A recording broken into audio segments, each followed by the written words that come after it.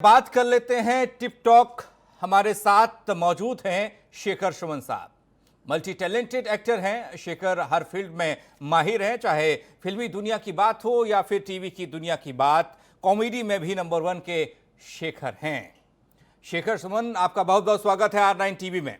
बहुत बहुत धन्यवाद, बहुत बहुत धन्यवाद। शेखर, जिस तरीके से मौजूदा वक्त में बहुत सारे सवालात हैं, लेकिन शुरुआत बॉलीवुड से की जाए और बॉलीवुड में मौजूदा वक्त में जिस तरीके से सुशांत सिंह राजपूत की आत्महत्या और उसके बाद आपका एक अलग चेहरा देखने को मिला। आपकी कॉमेडी का मैं भी प्रशंसक हूं और कई बार मैं देखता रहता हूं, लेकिन उसके बाद जो आपका चेहरा था, आपके अंदर वो गुस्सा दिखाई दिया। वो उस गुस्से के पीछे का राज जानना चाहूंगा। गुस्से का राज यही है कि पूरी इंडस्ट्री में जो बहुत दिनों से अतिक्रमण हो रहा है, शोषण हो रहा है, जो एक गैंगिज्म पनप रहा है, जो सही टैलेंट होते हैं उसको दबाने की जो कोशिश कर रहा है, और जो जिस तरह से लोगों ने इस इंडस्ट्री पे कब्जा किया हुआ है, और जिन संदिग्ध परिस्थितियों में, हालात में जो सुशांत की मौत हुई है, वो जाहिर है कि कोई भी गुस्सा हो जाएगा इस बात से। और मुझे ऐसा लगा कि इंडस्ट्री के लोग जो है वो कहते तो है ये परिवार, लेकिन सिर्फ ट्विटर पे एक लाइन लिख के आगे बढ़ जाते हैं। उनकी जिंदगी जो है फिर वो सामान्य हो जाती। मुझे लगा अब ऐसा नहीं है। अगर कोई एक टैलेंट जो छोटे शहर बिहार से आया है, मेरे वतन से आया, मेरे प्रदेश से आया जी, वो अपनी मेहनत और शिद्दत से सीढ़ियां चढ़ते, कितनी मुश्किल से उन्होंने सीढ़ियां चढ़ी होंगी सुशांत ने, और फिर टेलीविजन से ट्रांजिशन किया फिल्मों में, और फिल्म में जाने के बाद पता चला कि आप एक ऐसी दुनिया में आ गए हैं जहां सब कुछ आपके, कुछ भी आपके इख्तियार में नहीं है, और आपके पास सब कुछ है फिर भी आपका कुछ भी नहीं। और फिर उन्हें उन परिस्थितियों का शिकार बनना पड़ता है। हालात ऐसे हो जाते हैं कि शायद वो मजबूर हो जाते हैं कि उन्होंने आत्महत्या करनी पड़ी।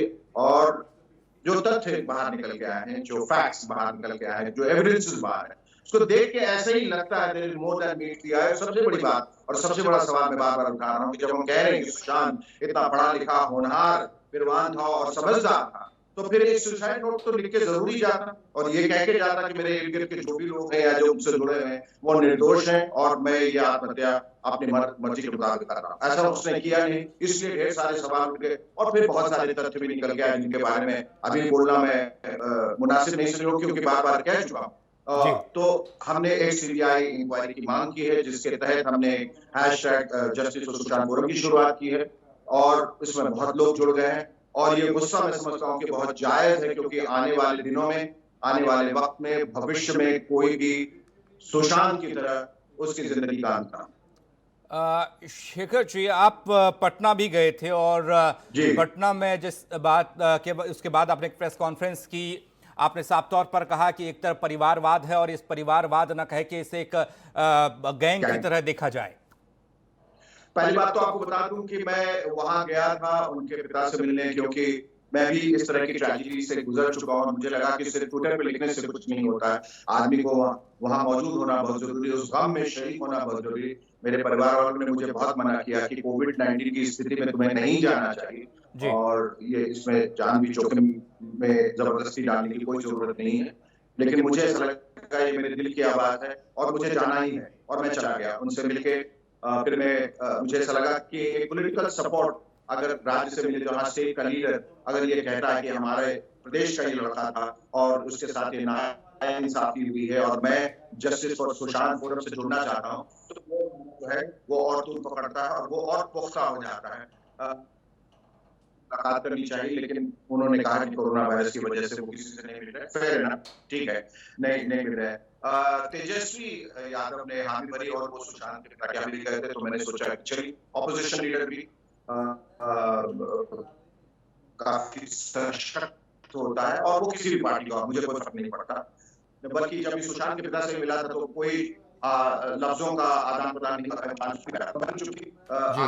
मैं चाहता था सिर्फ और सिर्फ 2 शब्दों में तेजस्वी कह दें कि वो इस मुहिम के साथ है, बस। लेकिन उन्हें प्रेस कॉन्फ्रेंस बुलाना उचित समझा है। प्रेस कॉन्फ्रेंस में मैंने बहुत सारी बातें की और बताया कि किस लिए, बहुत विस्तार से की, और तेजस्वी जी ने आगे कहा कि हम उस मुहिम में हैं।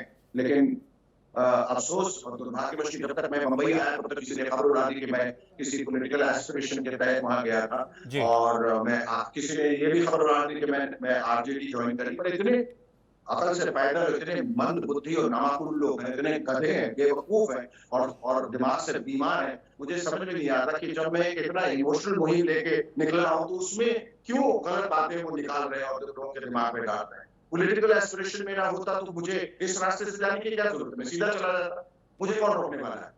मेरे मिशन है, मैं जो भी करूं और मैं खुल के कहूंगा। लेकिन सब लोगों को फिर से एक बात बता दूं कि कांग्रेस से जब मैं लड़ा था पटना साहिब तो उसके 20 दिनों के बाद ही मैंने कांग्रेस से रिजाइन कर दिया, तो फिर पीछे मुड़ के कभी नहीं देखा।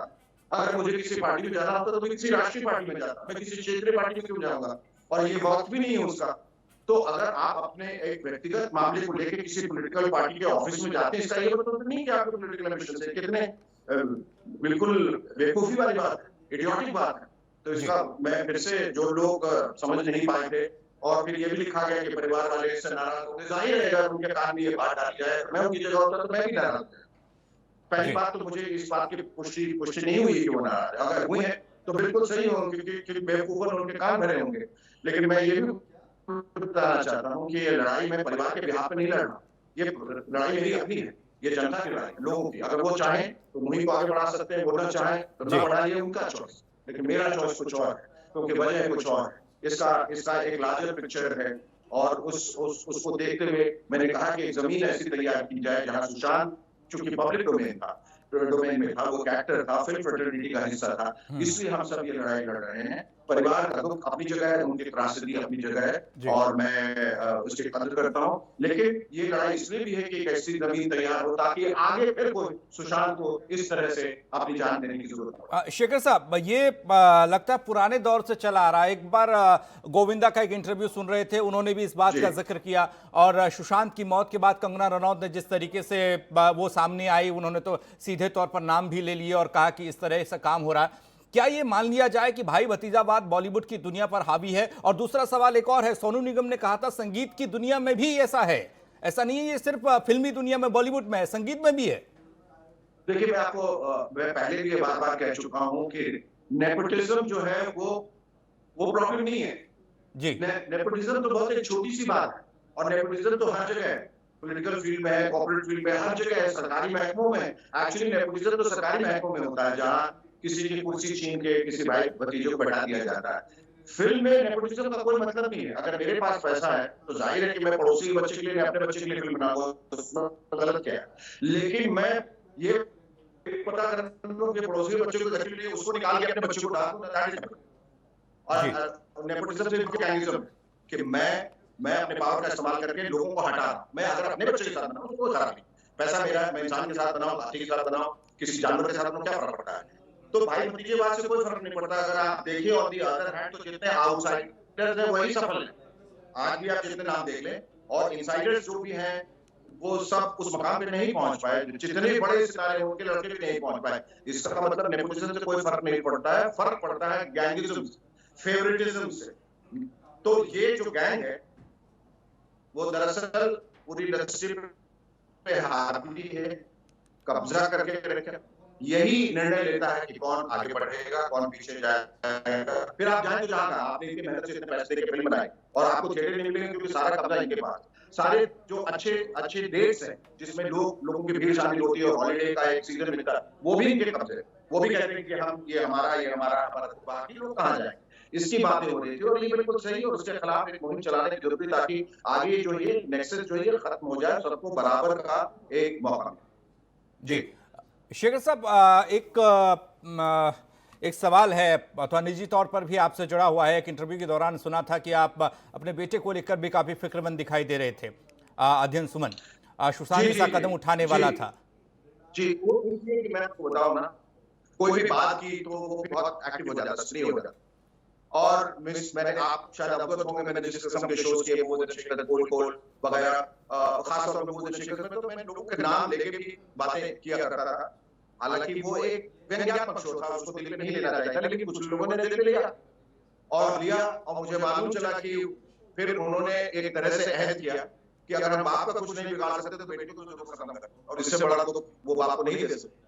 और ऐसा उन्होंने किया और बहुत सारी फिल्में, राज एक बहुत बड़ी फिल्म थी और एक बहुत बड़ी सक्सेसफुल हिट थी, और उसके बाद जश्न किया महेश भट्ट के साथ, उन्होंने हाल दिल किया, और उसके बाद कोई 12 से 14 फिल्में उनके पास आए और बड़े बड़े लोग भी आए, बड़े बड़े प्रोडक्शन हाउसेस। अचानक ऐसा हुआ कि वो सारी फिल्में हाथ से निकल गई, वो बंद कर दी गई, वजह कुछ अनाप शनाप सी दी गई।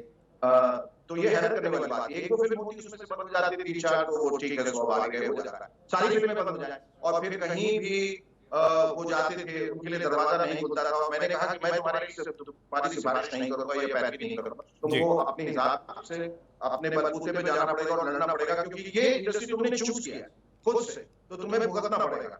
मुझे मालूम है ये कठिन इंडस्ट्री है और मैंने कहा मैं तुम्हारे पीछे हूँ, जैसा कि हर बाप को होना चाहिए अपने बेटे पीछे, लेकिन मैं तुम्हें कभी सवाल करूंगा जब तुम बिल्कुल गिरने वाले हो, तब तक तुम्हें ये लड़ाई खुद लड़नी है। और वो गए, लेकिन कहीं कोई किसी ने उनका दरवाजा नहीं जहां भी उनके लिए खोला, जहां भी उन्होंने खटखटाया। फिर सोशल मीडिया पे उनके खिलाफ वही जो मैंने कहा कि कैंपेन शुरू होते हैं, जहां पेड ट्रोलर्स रहते हैं, जहां समीक्षकों को पैसा दिया जाता है ये लिखने के लिए कि तुम बहुत बुरे एक्टर, मतलब हर तरीके से आपका मनोबल इस तरह से तोड़ दिया जाएगा कि फिर आप आगे बढ़ने के काबिल नहीं होंगे। तो ये उसका खामियाजा वो भुगत रहा है। लेकिन ठीक है, टैलेंट को पानी की तरह होता है, उसको ज्यादा वक्त आप रोक नहीं सकते, बांध नहीं सकते। वो जमीन चीर के भी, आसमान से भी कहीं से वो निकल आए। नहीं शेखर, पर्दे के आगे की कहानियां तो हम लोग टेलीविजन पर देखते हैं, लेकिन पर्दे के पीछे ये भी होता है, आज मालूम पड़ रहा है। आपने सुशांत के सुसाइड पर कई सवाल उठाए, आप सीबीआई जांच की मांग कर रहे हैं, आप गृह मंत्री अमित शाह से मिलने की बात कर रहे हैं, लेकिन सवाल ये है कि जैसे सुसाइड नोट नहीं मिला, गले के निशान वगैरह, क्या आपको लगता है कि सुशांत का वाकई में मर्डर हुआ है? हो सकता है, ये संभावना है। हम तो चाह रहे हैं कि हम तो यही बिलीव करना चाहेंगे जो मुंबई पुलिस बता रही है कि it's a plain and simple murder. जो फोरेंसिक जो रिपोर्ट भी आई है, पोस्टमार्टम की रिपोर्ट आए हैं, विसरल रिपोर्ट्स आए हैं, उसमें यही कहा जा रहा है कि ये एक आत्महत्या, चलिए अगर है और किसी ने डिप्रेशन में आगे किए तो गलत बात तो है, लेकिन है तो है, उसे तो आपको मानना पड़ेगा। लेकिन जो तथ्य मैंने कहा कि हर रोज कुछ ना कुछ नए तथ्य निकल के आ रहे हैं, उसमें काफी सारे, ये आप कह सकते हैं कि स्पेकुलेशन है, अंदाजा लगाया जा रहा है, ये ऐसा कहा जा रहा है, हमें ऐसा लगता है। लेकिन सारे लोग, इतने सारे लोग गलत नहीं हो सकते, मैं और आप गलत हो सकते हैं, 2-4 लोग गलत हो सकते हैं लोग, लेकिन सबके दिमाग में ये शक है कि जो दिख रहा है उससे वो कहीं ज्यादा है। तो सिर्फ बात इतनी है कि आप सीबीआई इंक्वायरी कर लीजिए, इस केस को क्लोजर दे दीजिए, ताकि लोग आश्वस्त हो जाएं कि इसकी जांच हुई और निष्कर्ष जो है वो सही। जी, जांच हो और निष्कर्ष हो। एक सवाल मेरा है, आपने कहा था कि आप अमित शाह जी से मुलाकात करेंगे, इसको लेकर आप कितना आगे बढ़े हैं कि आप मुलाकात करने जा रहे हैं बहुत जल्द, और क्या कुछ आप कहेंगे? अब चूंकि जो हालात है उसको तो बाहर निकलना मुश्किल लग रहा है, तो मेरी कल रूपा गांधी जी से भी बात हुई, जो मेंबर पार्लियामेंट है, और उनका भी यही कहना है, क्योंकि वो बहुत जोर शोर से आवाज उठा रही है, तो हमने कहा ये मुहिम को बिखरना नहीं चाहिए, वो एक जगह, एक छत के नीचे आना चाहिए, और हम सब मिल के अगर उनसे गुहार लगाए और ये मदद मांगे, तो कोई वजह नहीं है कि वो इस पर तवज्जो नहीं देंगे। तो हम लोग एक पिटीशन साइन करेंगे साथ में, जिसका मजमून यही होगा कि इन हालातों को देखते हुए, परिस्थितियों को देखते हुए, इन संदिग्ध परिस्थितियों को देखते हुए, क्योंकि जो नैरेटिव सेट किया गया वो पहले दिन ये कह दिया गया कि ये आत्महत्या है, जबकि कहना चाहिए था, ऐसा प्रतीत होता है कि आत्महत्या है, जो जांच के बाद ये आपको बताएंगे। जी शेखर, तो वो पिटीशन लेके हम उनके पास, अमित शाह जी के पास भेजेंगे और देखेंगे फिर आगे क्या होगा। नहीं, ये क्या वो बीज था जो पुराने दौर से ही बॉलीवुड में पहले से ही बोया गया या जमा, क्योंकि यहाँ पर भाई भतीजावाद, परिवारवाद, ये बार बार कहा गया कि खानदान के खानदान फिल्म जगत में आ गए, स्क्रीन पर आ गए हैं, ये पहले से चला आ रहा था और आज इस स्थिति में पहुंच गया कि लोग असहनीय दर्द में हैं और वो फांसी का फंदा बना रहे हैं, उसमें लटक रहे हैं या उसको उनको लटकाया जा रहा है।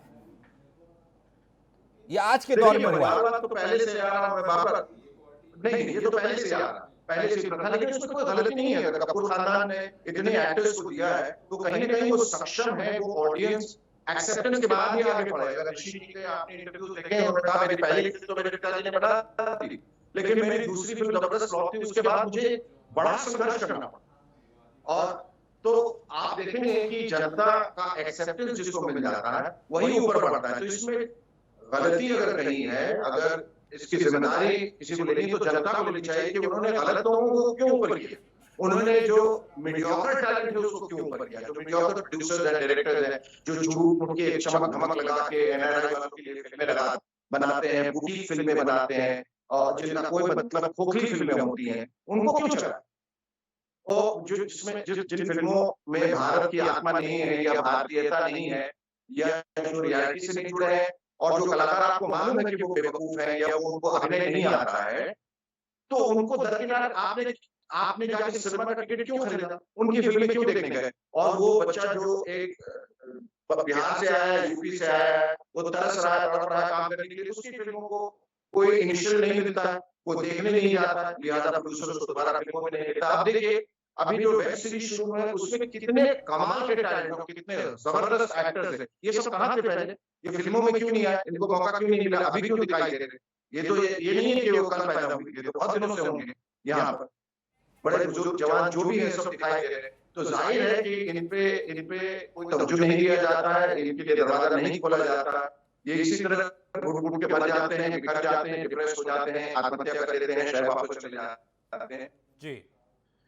तो ये परिवारवाद से मुझे कोई आपत्ति नहीं है। मैंने शुरू में कहा कि लोग जो है अपने लोगों के लिए प्राइस बनाए, पैसा मेरा है, मैं आपके लिए क्यों बनाऊंगा। हालांकि ये मेरी जिम्मेदारी है, क्रिएटिव जिम्मेदारी है कि मुझे दूसरों को मौका देना चाहिए, लेकिन अगर नहीं देता उसमें खराबी नहीं है। खराबी तब होती है जब मैं किसी उभरते हुए टैलेंट को दबा दूं। जब मुझे मालूम है कि ये उभर रहा है, इससे मुझे खतरा है, मैं उसको खत्म करूं, बर्बाद करूं। ऐसा होता है। और जब वो आपके साथ काम करता है और एक बसा बसाया जो एक्टर होता है, जो नामी गिरामी होता है, उसको लगता है यार इसने तो बहुत अच्छी एक्टिंग की, उसके सीन कटवा देता है, एडिट करवा देता है, उड़ा देता है। तो ऐसे तो वो टैलेंट कभी पनप ही नहीं पाएगा। आप कितनी बार आप देखेंगे न्यू कमर्स की, मुझे ब्रेक तो मिला, लेकिन मैंने जो सीन्स किए थे वो दिखाई नहीं दिए, किसी ने कटवा दिए। तो कहीं भी जो एक्टर हमेशा जो है वो इनसिक्योर होता है, वो भी करता है। प्रोड्यूसर डायरेक्टर है, प्रोड्यूसर डायरेक्टर का नेक्सस होता है, प्रोड्यूसर डायरेक्टर का, प्रोड्यूसर एक्टर का, एक्टर का। तो सब लोग मिलके ही, और म्यूजिक इंडस्ट्री की जो बात कर रहे थे उसमें भी आपने देखा सोनू निगम ने आगे बढ़कर जो बोला है, और बहुत सारे सिंगर्स ने आगे बोला है जी। तो इतने अच्छे अच्छे सिंगर्स अचानक कभी गायब कैसे हो जाते हैं जो इतने सक्षम है?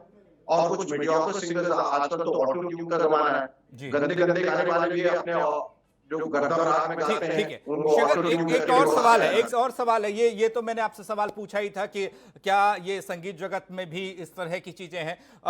एक सुशांत की मौत के बाद आप सामने आए, कई लोग सामने आए, कंगना भी सामने आई, लेकिन शाहरुख खान, सलमान खान, आमिर खान, एक बड़े बड़े बड़े जो सेलिब्रिटी हैं, जो जिन्हें जनता देखना पसंद करती है, जिन्हें देखती है, सुपर डुपर उनकी फिल्में रहती हैं, उनकी चुप्पी क्या कहती है?